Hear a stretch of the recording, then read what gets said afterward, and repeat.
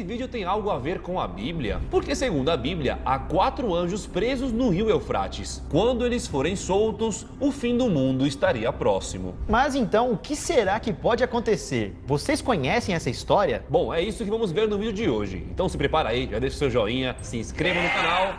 E agora bora pro vídeo, puxa a vinheta.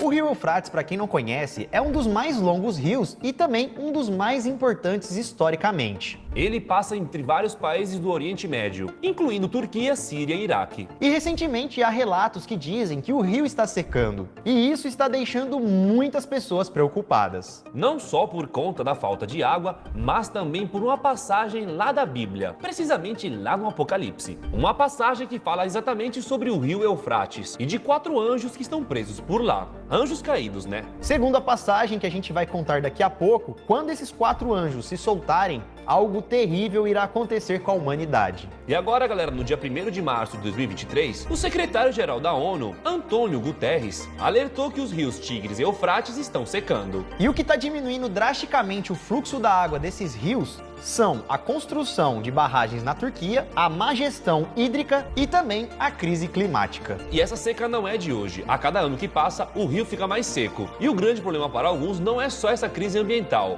mas também que uma profecia bíblica está se cumprindo. Bom, então agora, galera, vamos para a Bíblia. Vamos mostrar algumas passagens bíblicas que citam o rio Eufrates e vamos ver se tem alguma ligação ou não. Ó, na Bíblia diz que o Eufrates é uma das fronteiras do Jardim do Éden. Exatamente. Em Gênesis 15 e 18, o rio foi nomeado como um dos limites da terra que Deus concedeu aos descendentes de Abraão. Naquele mesmo dia fez o Senhor uma aliança com Abraão, dizendo: tua descendência tenho dado a esta terra, desde o rio Egito até o grande rio Eufrates. E segundo o profeta Jeremias, o rio Eufrates secaria por conta de uma punição pelas práticas idólatras que faria com que essa área se devastasse por completo, ficando totalmente inabitável. Sem contar também, galera, uma outra passagem, dessa vez ainda mais tensa, que no caso é uma passagem do Apocalipse. E além disso, segundo a Bíblia, ali no rio Eufrates estariam 4 anjos que estão amarrados, presos, e que ao se soltarem algo terrível poderia acontecer. Vamos ler então essa passagem que está aqui em Apocalipse 9, 13 e 14.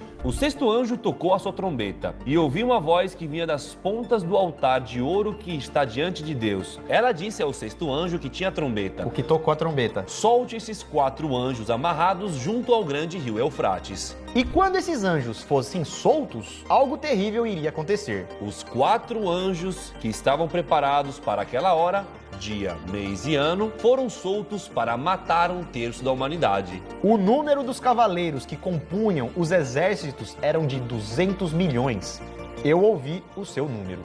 Isso aqui é os exércitos do demônio. Sim. Que vai arrebatar... Vai sair junto com do rio Eufrates. E é o Apocalipse, né? Sim. E tem mais, tá, galera? Outras teorias e previsões também disseram que antes do Apocalipse começar, o rio Eufrates iria secar. A escatologia cristã e muçulmana fala que a seca do rio Eufrates sinaliza a chegada do fim dos dias. Para os islãs, eles sugerem que o Eufrates secará, revelando tesouros desconhecidos que serão a causa de grandes conflitos e guerras.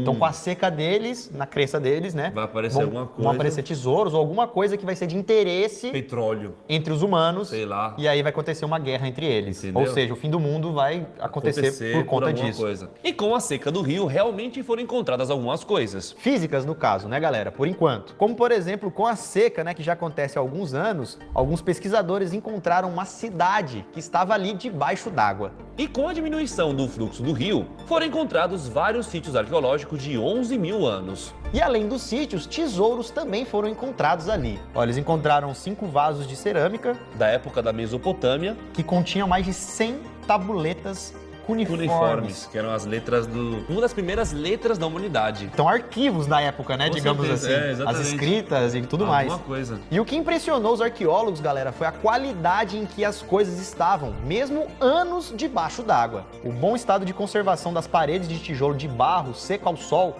ficaram debaixo d'água há mais de 40 anos e mesmo assim estavam intactas. E, segundo alguns estudos também, a cidade era uma cidade que foi destruída por um terremoto por volta de 1350 a.C.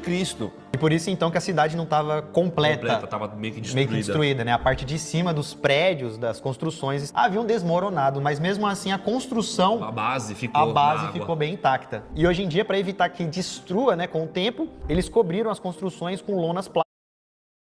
Estamos contratando pessoas que nasceram entre 1950 e 2000 que possam plásticas e preencheram com